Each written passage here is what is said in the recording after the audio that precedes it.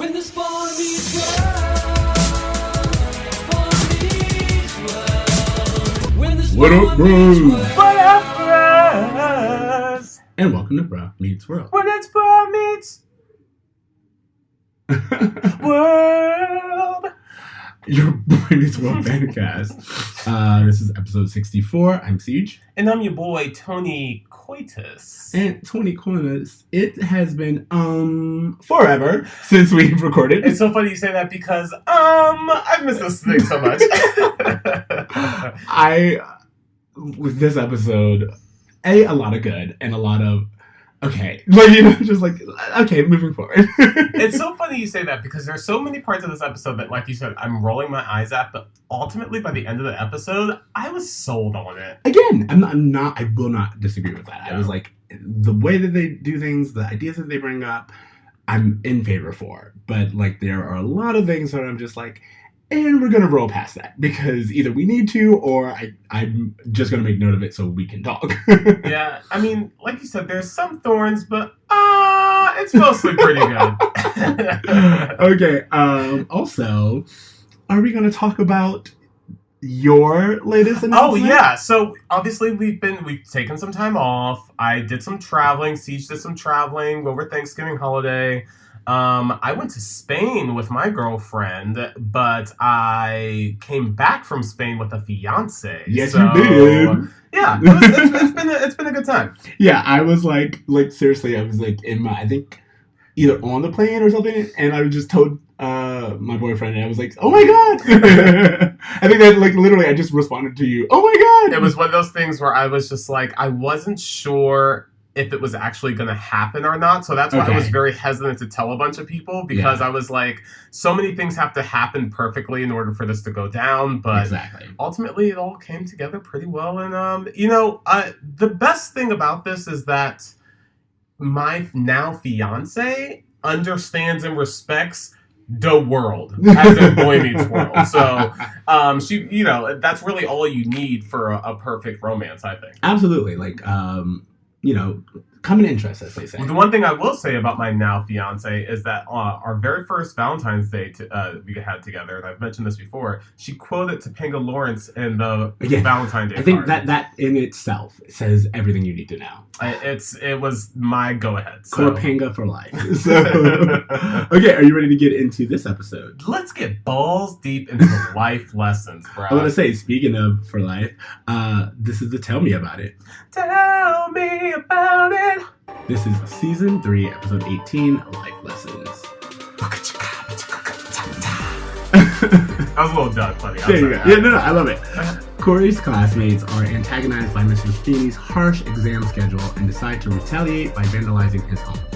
In a B storyline, Eric dates an older woman who his mother was hoping to fix up with Mr. Turner. Bro, I'm so excited to get into both storylines because when storyline B came up, I was like, what the fuck is going on? As always, I like to start with B storyline, mostly because we spend less time on it, and second because let's just talk about this. Well, I feel like we need to jump into our roll call in order to do this. Okay, so in our roll call, we have Lisa Aki, I want to say, as Brenda, who is the woman, Brenda Marsh, 27-year-old ginger, works with Amy doing what exactly? Real estate. Not sure. Oh, okay, fine. Hence the jacket. Okay, sure. And she has no issues with age of any kind. Apparently. I mean, she immediately sees that he is Amy's child. What 27-year-old woman is actively, like, on a date with a high schooler being like, so what do you do outside of high school? So you're acknowledging that. And this is another thing where I was like, this is just a Hollywood wet dream of like, wouldn't it be fun if Eric dated this older woman who's like Amy's friend, so we can get them all together next year, that's a good storyline. This year, while he's still in high school, not appropriate. Well, I mean, to be honest, inappropriate is the fact that she's 27 and he's 18. That's a 9-year difference. It's a 9-year difference, and it's also just creepy because the way she realizes is looking at the family photo. Looking at the family photo and thinking, I can still hit that. What are you doing? I know, like, so that was my whole thing. I was like, you have to be kidding me. Now, did you get the vibe that they casted Brenda to be like I'm in my late 20s, I'm not married yet, my standards are a little lower? Not really, but it does come off that way. Like, first of all, she just immediately goes into flirting, with Eric, thinking that he's Mr. Turner, and then when they actually ultimately do set him up, or her up with Mr. Turner, immediately, same thing, just kind of flirting. So it doesn't seem like there was anything about the connection. She just seemed down to clown. She seemed down to clown from the get, and again, like, openly knew that this kid was in high school. What's interesting, too, is... She was like, I just need someone to, like, I can't be home alone. Yeah, and that's what I mean, like, that whole late 20s, I'm not married yet, like, pressure that sometimes is conveyed for women. And again, it's just, like, it was very weird. First of all, I want to talk about the age thing, because my boyfriend is older, which we know. But there's that whole thing, or I live by the rule of half your age plus 7, and that is half your way age out. plus 7 is 100% what you got to do just to be safe, unless you're in those murky early 20 years, in which case that does not always work. I know, but she is 27, yep, meaning that her age would be 20 and a half. Not Eric. And Eric is not. I'm also... it felt like they got a studio note to be like, hey, confirm that he's 18 years old. Because they pointed out... Well, I mean, they did have his birthday in the previous I know, episode. but what I'm saying is she doesn't know that. We don't have her ask a question at all. She doesn't say, you're legal, right? Not at all. She it doesn't even question enter her head. What interests me is that the age between Corey and Eric is what, 2-3 years? Mm-hmm. So technically, like, I was thinking about it, how would we feel if Topanga went on a date with Turner? Because that's essentially like just a few years difference. You're not wrong. And like, that seems shocking. Yeah. But Alan was openly supporting. Again, the whole trope of my son got an older woman. Alan's he just gives like him car keys and money. Yeah. Go fuck this woman and come back, bro. Exactly. Tell me all about because it. Amy is literally like, hey, she's more mature, more experienced. Meaning she wants to fuck. Yeah. And Alan's like, I'm cool with this. Exactly. If anything, Alan's like, yeah, get it. And it's what's like interesting is that, and I could be wrong, but I'm gonna put a quarter in the drawer because I know we're going a little further in the future. Yeah. There is an episode where Morgan goes on a date, I believe in the last season, and the gentleman that Morgan goes on the date with is like 2 or 3 years older, and Alan is not cool with it. Oh, are you telling me that 90s dads are completely okay with their sons dating women who are way beyond their age group, but when a girl dates someone who's relatively close, they're like, burn the whole place down? That's exactly what I'm saying. The double standards here are so apparent, and it doesn't seem like there's no point where Alan or Eric comes around to the idea that like, oh, the age is an issue, because what breaks up Brenda and Eric is just that they don't have enough in common. Exactly. It has nothing to do with the fact that Eric is still in high school. Exactly. Had he gone to Europe for a summer, he could be balls deep in Brenda. Who knows? I mean, no, that is exactly how they set it up, because even when like we pair him with someone his age, who is Christy, played by Anastasia Holm. Who we've seen before, yes? I think so. That seems like, familiar. Here's the thing. At this point in time, they all look the same. Yep. And you can hear it from here. All white people look the same. But facts. But yeah, no, like, it was something to where they are just like, hey, have you ever been out of the country? And she's like, I've been to Pittsburgh. And it's like, oh, again, it's their common stupidness or stupidity. It's just having common interest. But the fact that like at no point Brenda's even like, you know what, this feels a little strange with you. Like you could be my like little brother. I don't know, just something where she's like this age has nothing to do with that. In fact, she's still actively on this date. It's Eric who's the one who's like, you know what, Turner, you're here. I feel like you might be a better fit for her. Also, if you fucking her leads to me getting better grades on my finals, I'm also cool with that. Yeah.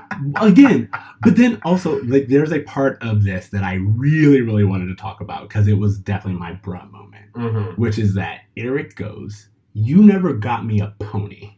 You never got me a pony, Mom, so you should at least let me ride something, a.k.a. Brenda Marsh. Your coworker. Your coworker. And I was like, what kind... First of all... Go to work knowing that she's been... What kind of logic, number one? But then also, who says you should allow me to date this older woman because you never got me a pony? And those two things are equivalent. Yeah, because women, as we know, are objects to be attained. I honestly, the moment he was like, you never got me a pony, I was like, and now I'm just like, this went from like uncomfortable to I have a complete issue with this storyline. I just don't understand the purpose of it, other than Jonathan was supposed to go on a date with her, didn't, and then he did, and they hit it off. How hard would it have been to make her an intern at Amy's job? Someone who's like 23. Yeah, why don't we have any scenes between Amy and her coworker and have two women talking about anything? Or, like, here's an idea. What if this was a whole thing where Eric never told her his real age? And, you know, it's like you have that whole sitcom story of he's pretending to be Mr. Turner and, you know, like, things run amok. The big storyline. Yeah. Like, all of those things would have been fine. But instead, they're like, no, we're all okay with it. Except Amy, who's just like being all motherly. I know. How would you be interested in a love triangle between Eric and Turner, where Eric and Turner don't know about each other and then they find out about each other? Yeah, I'm always here for dating two people Yes. the other person doesn't know. I've had it happen in my real life, and I have to tell you, it is still very entertaining, even though highly stressful. I would not have imagined that have been your review, but glowing. It's glowing. Okay. I don't have anything else to say about the storyline other than the entire storyline was my bro moment. Absolutely. I mean, I'll allow that. But like peak bro moment was you never got me a pony. Yeah. Okay. Yeah. Also, I noticed that the picture that she looks at has old Morgan. This is what I'm talking about. The picture that she looks like has what seems to be, if I'm doing this math correctly, 15, 14-year-old Eric? Oh, he says, I just hit puberty in that photo. Yeah. And she looks at him and goes, sure, let's go out to dinner. I'm telling you, Brenda was like scared to sleep alone. I don't know what's going on in her household. Maybe she had like a burglary. Brenda is going through things in her life right now. Her mother keeps calling her, reminding her of she's getting older. She's almost 30, which I mean, in the 90s, you might as well die. Exactly. I mean, what is she gonna do? Retire early, get a houseboat? Like, her options are limited. She needs Eric. She's like 3 years away from becoming Diane Lane. So this is the storyline we need to focus on. What is going on with Brenda mentally that Eric is an option? Yeah, I completely agree. Are you ready to move on to the A storyline? Yes, I'm very interested. Can we jump back into the roll call? I would say we have 3 more people in order to complete this roll call, which is Aaron Michael Mechik, who plays Jake, Patrick Rena, who plays Kyle, and Ian Bowen as Denny. Okay, so which one was in the big green? I was going to say, so I saw You're Killing Me Smalls. Which is interesting, too, because in the later college years, we get Goldberg, the goalie from Mighty Ducks, making an appearance as well. So lots of 90s kids going on. Patrick Rena. Kyle. Kyle is 90s movie star. Yeah. Children's star. Yeah, actor. Yeah, child star. But yeah. So, like, seeing... who is Jake? Jake is he one of the other thugs? Yes, like all the other boys that we see here. Are but just like Denny is the worst thug, and I know this because he is wearing a leather jacket. In Boy Meets World, leather jackets are bad boys. Harley, leather jacket. Griff, I believe at some point, leather jacket. When Sean is not behaving, and comes the leather jacket. Leather jackets means you're about to F shit up. I love that this is just a Grease mindset of what a badass is. Absolutely. Also, I was like, again, why would this not be a Griff storyline? Like, you know, it's just like... apparently the show decided, hey, we don't need these characters, we're going to send them all off. And then all of a sudden, we have this new gang, just like we just had a new gang in the Trailer Park episode. Gangs just be, like, apparently... Philadelphia is just full littered with high school gangs. With white gangs everywhere. White gangs who are so upset about a test schedule that they're willing to vandalize, meaning they're both concerned about their grades, but not concerned about getting in trouble for vandalizing. Which, peak whiteness. I like this storyline. I mean, like you said, it has a lot of good going on to it, but the whole mindset of like, we're hardcore thugs, we're gonna write die Feeny on spray paint on the walls. Yeah. But we're not just gonna skip this test, which is what any normal thug would do when they Or don't as want the to thing do. is like, why don't you just study? That's the whole point. Okay, so the first half of this episode is the boys 2 weeks out from the exams. They're like, we got 2 weeks, we got more than time to study. Flash forward of 2 weeks of them dicking around doing nothing but watching TV and eating French fries. Then they're like, what are we gonna do? I think I want to pause there because I think it's very interesting that the show chose to let us see that they had every opportunity in the exactly. world to The prepare. the show very much is like, hey, by the way, like they are literally being ridiculous. It's like, don't get me wrong, they slacked off. They could have very easily been like, hey, that scene where Feeny was like, it's been posted for 2 weeks, you guys had this opportunity. The story could have picked up from there. Yeah. But no, they actively show every time they're supposed to be studying. Yeah. The boys being like Distracted. watching TV. Yeah. And not even going near. Which very realistic for high school. Very realistic for college. Yeah. I'm like, that's what I remember. It's like, this paper is due tomorrow. Oh no, I have to pull an all-nighter. But what I think is interesting, it's called Life Lessons, because it's trying to really show that, you know, what Feeny, that speech Feeny gives to Turner about like, no, it's all on the same day and all this is structured on purpose. There was a thought behind this. I really, really love the way that we have Feeny be a voice for public educators on this show. Absolutely. And in this episode specifically, he's talking about his frustration with trying to, how do I reach these kids? Like, he can't, he's losing his desire to be in the school system because he's just not seeing the effects of his work. And he even has this great garden metaphor with Turner where he's talking about, like, you know, in the garden, I can see the fruits of my labor even during a bad season. Exactly. This is more reliable to me than being in school. In reality, I prefer the garden. Yeah. And I think it's a very heartbreaking moment. And also, it shows, we're kind of getting ahead of ourselves, but I don't care. Like that scene with Feeny when he's talking to Turner about the garden and all this other stuff.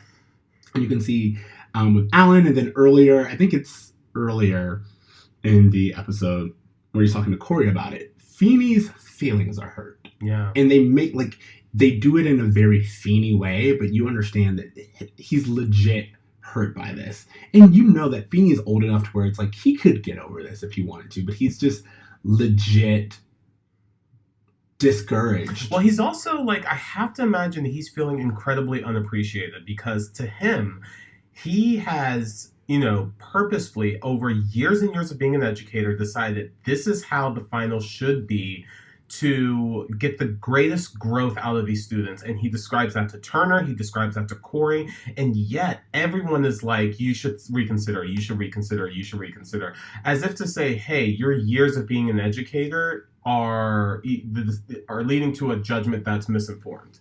And he's like, no, I know what I'm doing is right. I mean, also, I have to say that when he, like, the times that him and Turner have this dynamic, this is where the Turner and Feeny dynamic really do shine, because it is old school kind of educating new school. Yeah. Because Feeny, not only does he say, hey, no, I thought this through, and they need to get used to this kind of pressure because the world is filled with pressure 100%. and they need to understand. And also, they've had a heads up. It's not like they came to me 2 weeks out. Like, they didn't come to Feeny the 2 weeks ago and was like, hey, do you think we could have more time? They came the week of and they were like, we demand. And first of all, anyone who comes and makes a demand like that, you're like, no. But Feeny doesn't even dismiss them. He literally says, I will always have time for my students. Yeah. And he gives them an opportunity to make their case. And they just don't make a compelling one. And then Corey tries to use, like, his history with Feeny. He tries to use his personal relationship with his educator to manipulate the test schedule Exactly. of the school. And Feeny's like, no. And again, as you would expect Feeny to do. And you know what? I quickly just want to comment on this because this is one of those things I couldn't understand. I feel like, at least when I was in high school, finals were 2 days and they were always crammed together. yeah, I mean, that's what I'm saying. And personally, I think that Feeny is not being outrageous. Like, you know, No, like, yeah, this seems like a reasonable thing. 'Cause he even says, like, that's the end of the semester after he talks to them about John Brown, the abolitionist, whatever, which I'm going to come back to. Another thing. We will go there. But the school semester's over, so of course you're only going to come back to take your test and go. So, like, I don't know. To me, that just seemed regular, but maybe that's because I live in a post-standardized test run our education world where everything's about testing. Well, so I love that you brought that up, because a little quick side note, I was talking to our friends when I went back home to visit, and I had the same conversation with Rex, where Rex and I, we had like some disagreement, and he was like, why didn't you do this thing? And I was like, well, you said it was like A or B. And he was like, well, obviously, if A or B didn't work, why didn't you just be like, hey, neither of these work. Is there a C option? And I was like, he's like, it's almost as if you felt the need to make A or B work. And I was like, it immediately clicked in me. And I was like, I did, because I was raised in an education system of multiple choice where the answer is there. Even if nothing adds up, you have to select A or B on this standardized test. Yeah. And therefore, you know, it's like, make it work. Even if nothing adds up, what you need to do is pass this test. Sure. So just pick one of them and move forward. And I was like, that has been deeply ingrained in me. Totally. So much so that's why plenty of times in my professional career or my personal career, I'm so busy trying to make things fit in the options I'm given. This is a very interesting insight, because I think you're touching on something, and I'm sure we're speaking on America as a whole, but very specifically in the state of Florida that we grew up in. Yes. Standardized tests was just so jammed down our throats from third grade onward. Yes. And it's interesting that you bring up this whole concept of needing to choose one of the options available versus thinking outside of a multiple choice mindset. Is one I encounter all the time. And so this is a very interesting thought. If any of our listeners are from Florida, please give me your feedback, because I was like, no, this is a direct result of the FCAT. Yeah. Like, it's from years being They don't trained. have that anymore. They changed it. I know. But it's from years of us being the guinea pigs and the No Child Left Behind, and literally forcing us to spend most of our educational years learning how to take this test. And it's even brought up with these students where they're like, I've already forgotten everything that I was told to learn. Why? Because I was only trying to pass the test anyway. You know what I mean? And Feeny says, even in this, I want you to learn the material and get past the point of just memorizing it. So you can recall it. So you can potentially even use it in the future. Exactly. And the fact that Feeny takes this time, again, to like not make it easy for you to just memorize, because then you're not learning, I think shows how great of a teacher Feeny is and how much work, like when we see Feeny again, of course, he's there at the school late because he's preparing for the test. And it's just, there's a lot of work and a lot of thought that goes into the educational system, and especially on a teacher level. Now, if this was like superintendent, I'd be all for it, because now we're talking policy. Sure. But for Feeny, he is an educator who we know puts the students first and the students' education first.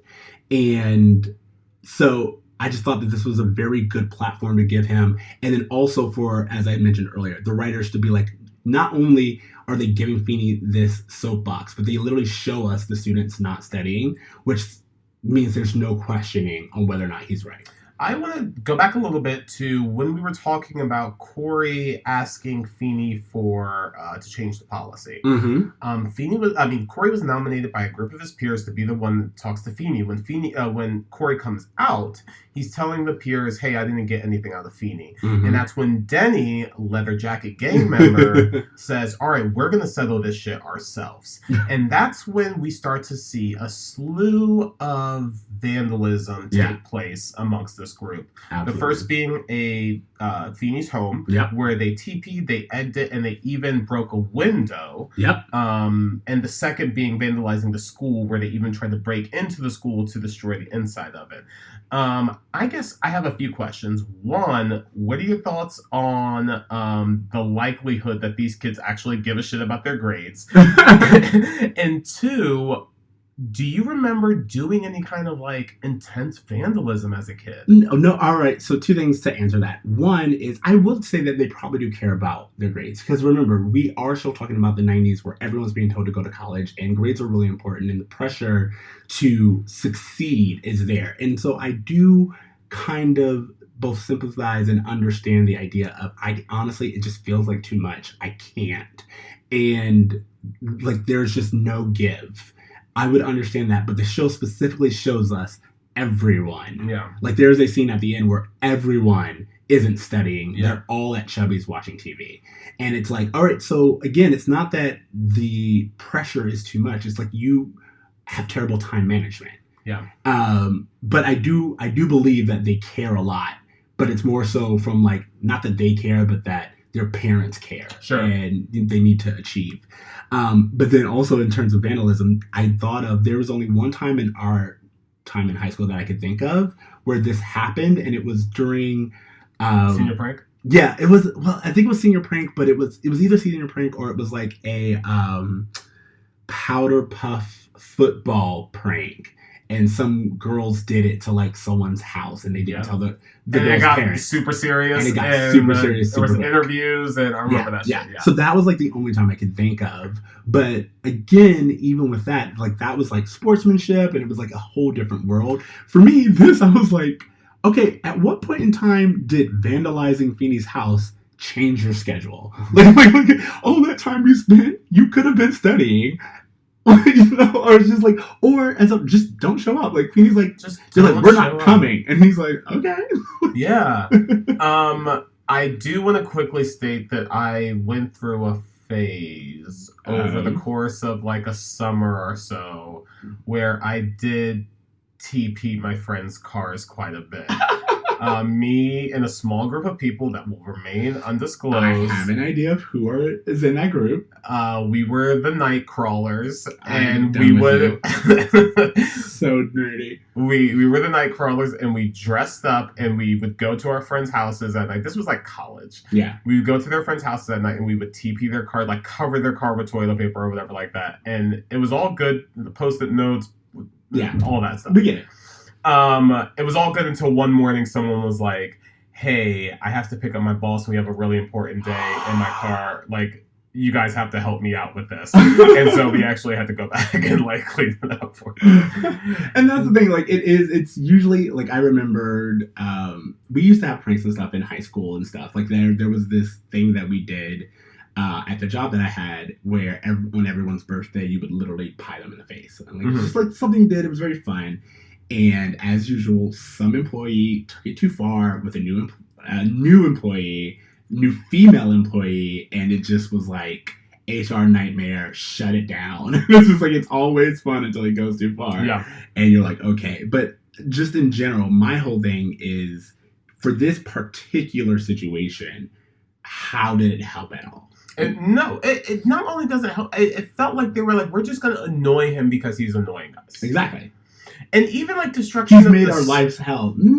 Okay. Destruction of his house is one thing because you are targeting him personally, but the school is like, it's a building. Like, why is that something that's specific to him? And I love that you pointed it out. It's just like they're so worried about their grades, but have no real concern about being arrested because they're like, I'm white. What's the worst that's gonna happen? My father will make a go. Yeah, exactly. Okay, so I really want to talk to you about Corey and Sean's reaction to this vandalism because it seems as though when after Feeny refused to change the dates and Denny was like, I'm gonna take care of this, Sean goes along with these kids. Yeah. And when the vandalism happens at Feeny's house, Corey looks out, he sees it happening, he's very upset, he confronts Sean. Sean's like, hey, I wasn't there. Yeah. Corey's like, but you knew about it, so that makes you responsible. And Sean's like, well, this was all your idea. And Corey's like, well, you know what? Then that makes me responsible too. I fucking love that this show shows that being implicit to what's going on is knowing about something and not stopping it. Absolutely. And again, I think that, and not just knowing about something and not stopping it, but also like when Sean was like, well, it's all kind of all started because of you.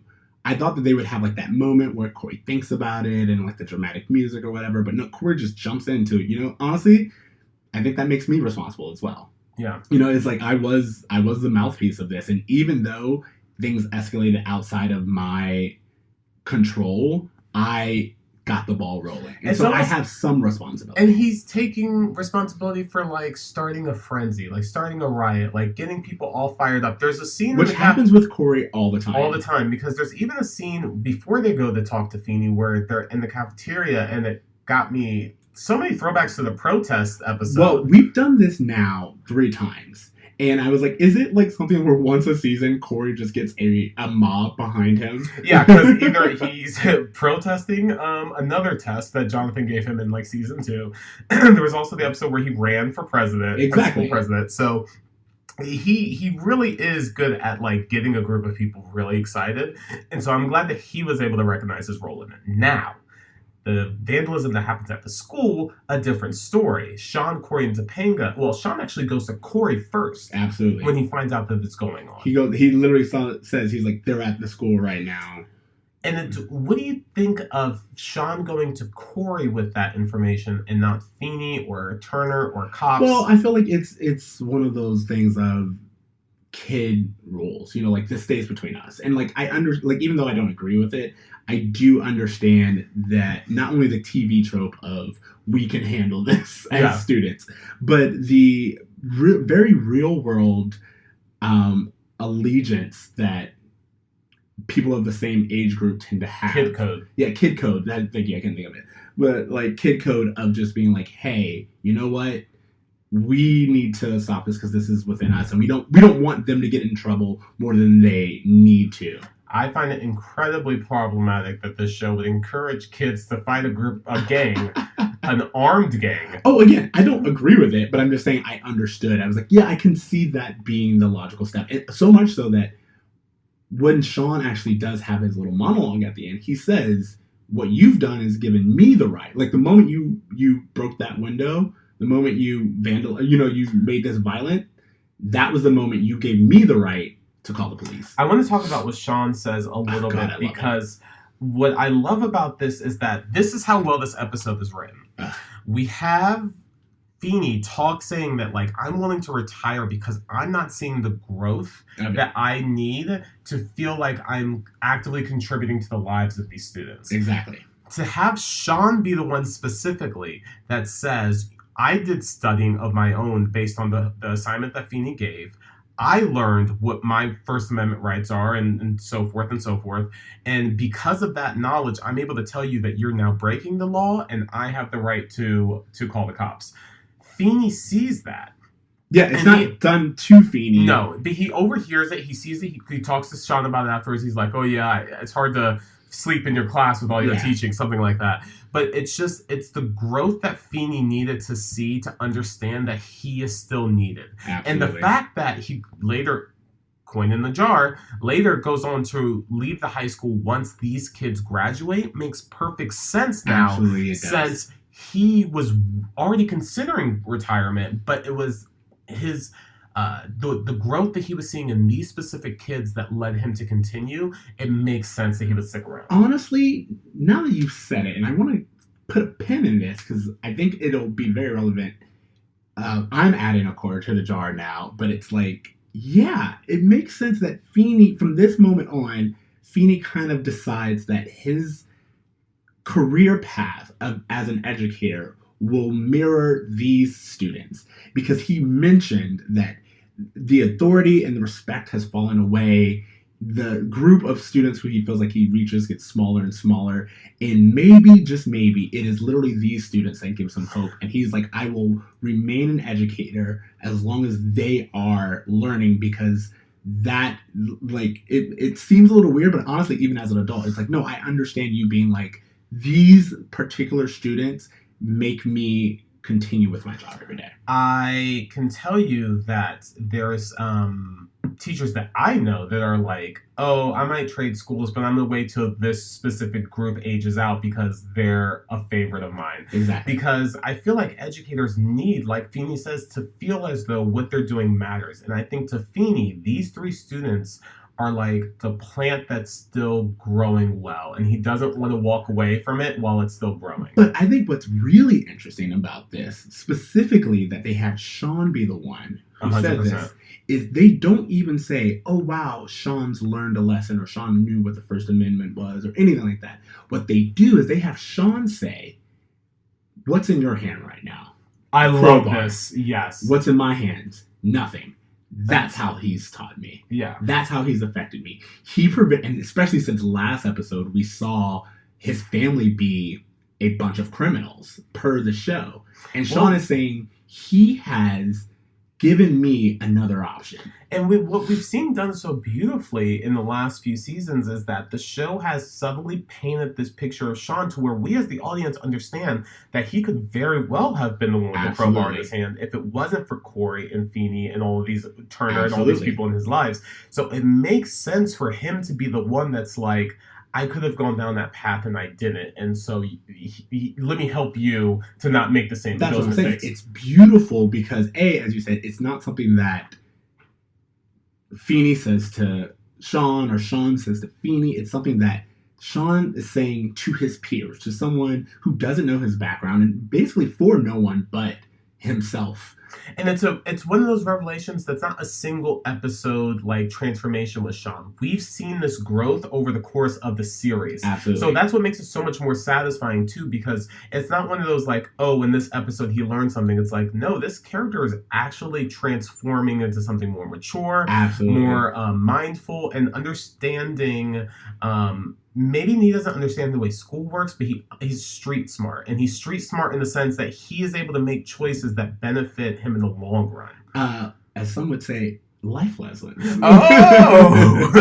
But no, honestly, like I looked at this and I thought to myself, I was like, I love this, that scene makes this even better than it was originally. Yeah. Because it shows that it's not just about educating these students so they can pass a test or that they can be prepared for the workplace or anything like that.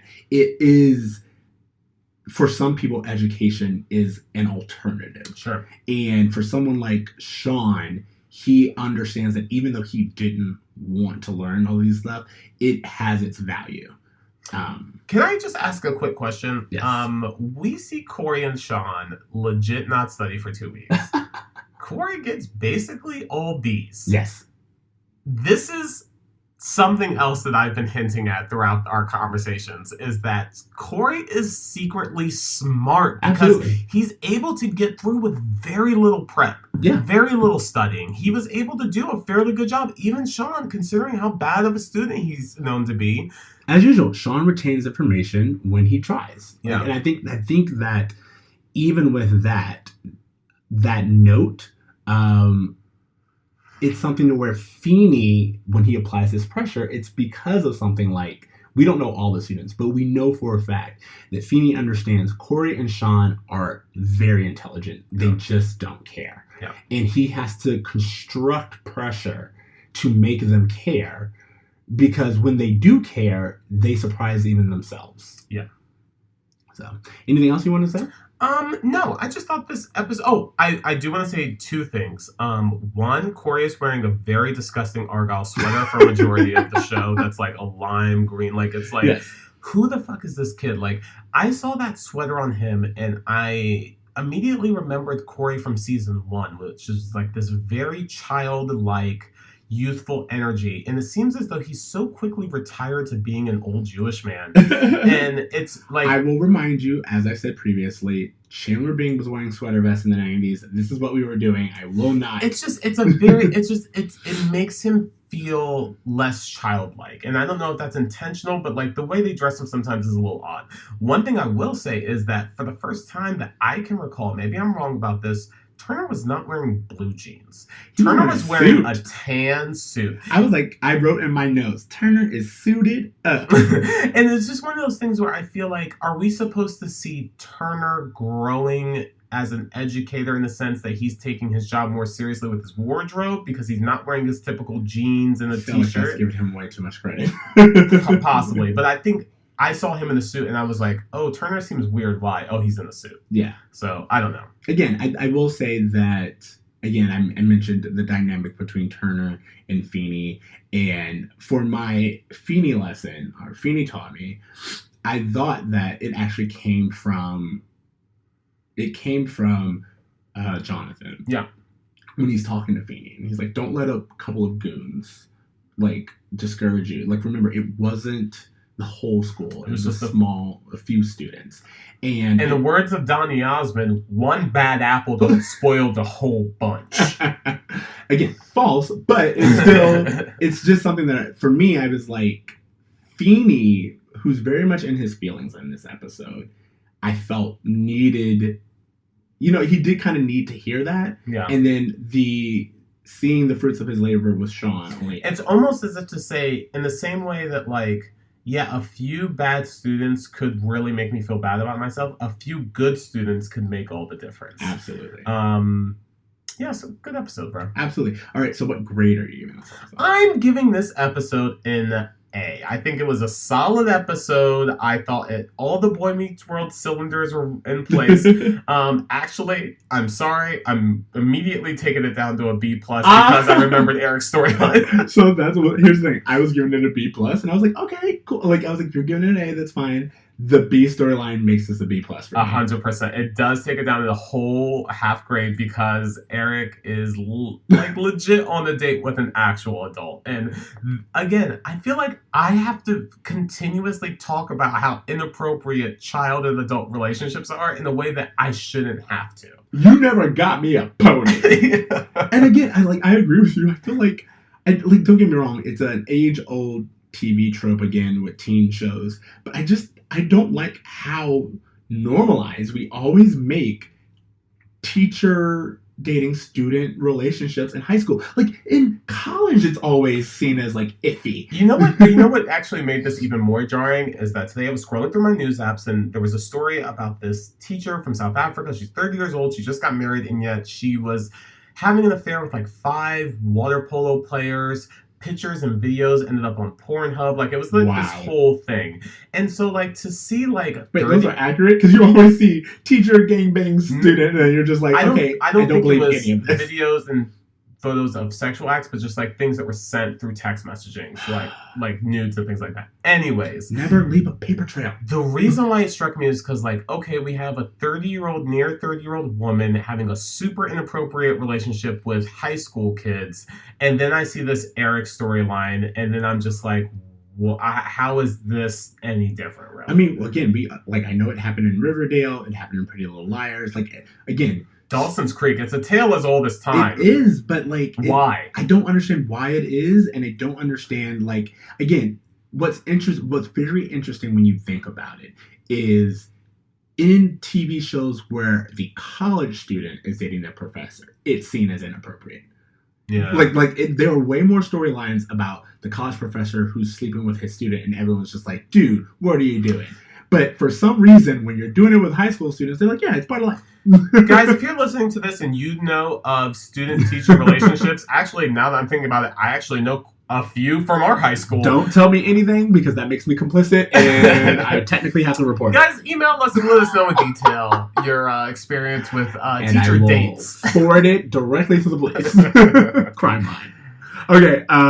Okay, homework. Homework. Well, I have a homework that I'm excited about. Okay, so I'll throw out mine real fast. I've been listening to a podcast called Throughline. Okay. Throughline examines, it takes like a problematic issue that we're having today and goes back to like examine what's like the history behind this and like what makes this so I think I've heard of culturally relevant and whatever. So I was listening to an episode they did called Zombies, and it's very fascinating because they talk about how our whole understanding from zombies, it's tied to African slaves. Yes. And the Haiti was like this, if you can imagine like the worst plantation in the world, that was the country of Haiti. Yep. And they would work these slaves so hard that most of them would die in their early teenage years, but they got up, they worked, and they were almost lifeless in their work because it was just so ingrained in them. And that's where this whole concept of becoming a zombie came from. And hearing the history of that and just how it evolved, I just found to be fascinating. Also, zombie fear has almost always been linked to a slave uprising. Like that's where it really like the American fear of zombies is usually about a revolt of the working class. Well, it actually ties that into the Haiti revolt and how they became an independent nation. So I just would thoroughly recommend this podcast. Throughline is great regardless of the episode, but this specific episode I found to be quite fascinating. And you and I spoke about this. I looked into or I listened to your previous homework. You Must Remember This. The Song of the South series. That 6-part episode was so enlightening. It's so, I want to say, disheartening. Like, totally, because like Disney, like Splash Mountain used to be my favorite ride, and now I don't. Sung Zippity Doo Dah. I don't think I can fuck with it anymore, especially Splash Mountain, and it's just I'm fine with it, honestly. Yeah, again, it's not like my life is missing anything, but it's just definitely. It's just like the movie. I'm kind of curious to ride the ride again, just to like see it from a different perspective, and then be done forever. Yeah, if you guys have it, please check out both Throughline and the previous homework. You Must Remember This. I'm interested to see their other episodes on all of these things. But what you brought up brings me to my homework, which is Queen and Slim. I have not seen it. I don't want to know a lot about it, but just the only thing I'm going to say, and by this time you all should like know about it, is it is a very divisive movie. Like even Black people are like cannot agree how they feel about it. Some people are very pro, some people are very anti, some people think that the premise is unrealistic, other people think it is too realistic. It's divisive in the same way that like Malcolm and Martin are divisive.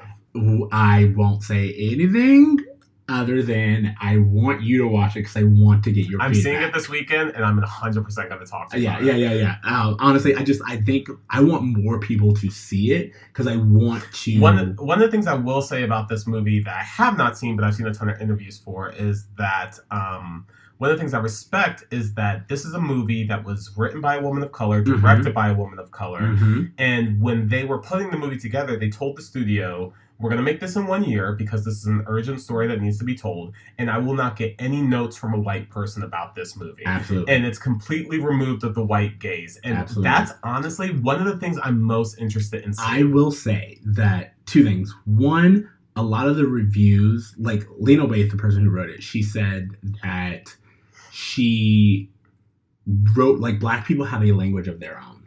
So whenever a white person is like, there's something about this movie that I just couldn't quite understand. She's like, good. That's great. That to me, it's like putting it in a foreign language where you're like, I couldn't quite understand this. And she's like, that's exactly what I wanted. Yeah. And I felt that. There were like just moments and scenes and things where you're like, that was peak Blackness, and I cannot express to you how. You need to be Black. You need to live the culture in order to understand. Exactly. There was literally a moment where we left the theater and I talked to my boyfriend about it, and I was like, there was just like this scene that reminded me of this thing, and he was like, I know the exact thing you're talking about. And my boyfriend, of course, he's not Black, but he knew enough about the culture, and he knew enough about this particular thing that I was alluding to, that he was like, no, I knew exactly what you were talking about. And he had the exact same reaction. And so I was just like, I love that they were able to translate that moment in a way that anyone who is aware of Black culture, especially like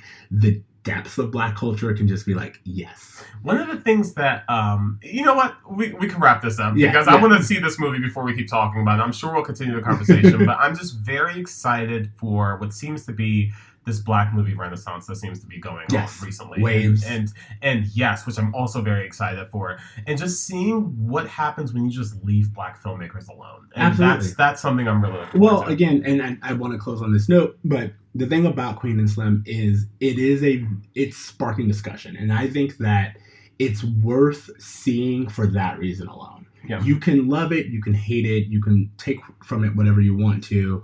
A lot of people like parts of it and don't like other parts, but I love that it's making us all discuss and really reflect on how we feel about Black cinema. Totally. All right. So anyway, thank you guys for listening to Broad Meets World. Remember, you can find us on Spotify, iTunes, Stitcher, Google Play, all the places.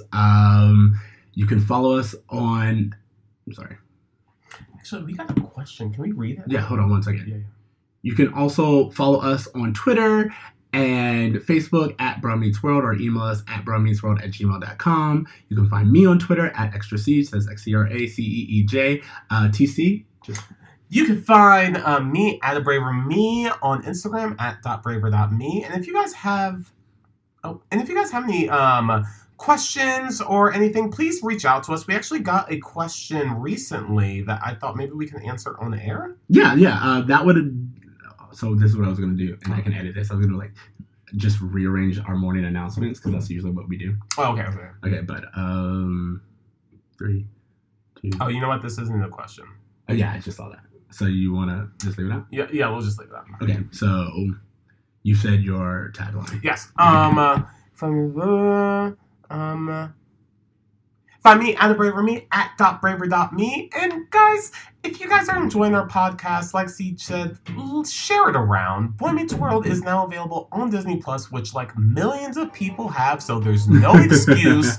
If you have Disney Plus and you're not re-showing this series to your kids, you're a bad parent. And I'm willing to say that and take any heat for it. Come at me, bruh. Okay. Guys, remember to dream. To try. And do good. I don't know why, but that particular music, forever. Why try to give him a quirk? He's not sticking around. I'm so done with this. All right. Later, bruh. Later, bruh.